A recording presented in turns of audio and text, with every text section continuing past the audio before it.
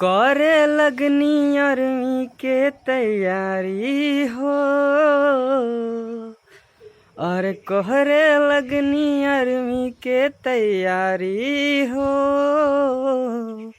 अरे जनुआ हमार भूखल बिया सोमाई हो, कोरे लगनी अरवी के तैयारी हो।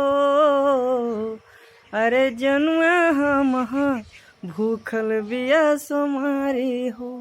अरे भूखल बिया हो ओहिले सूखल बिया हो, करे लगनी अरवी के तैयारी हो। अरे जनुआ हमार भूखल बिया सोमारी हो पापा उनका खोजता रे हो, दुल्हा वर्दी धारी हो। और कहरे लगनी अरवी के तैयारी हो। और जनुआ हमार भूखल बिया सोमारी हो। जैसे हो नौकरी लगता हो, पोस्टिंग हो टाइगर हिल पे हो करे लगनी अरवी के तैयारी हो।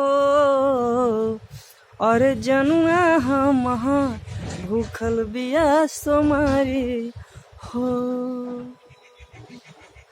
जैसे देश के सेवा करे ले ई सुभाष बबुआ और पावापुरी वाले प्रिंस बाबू हो।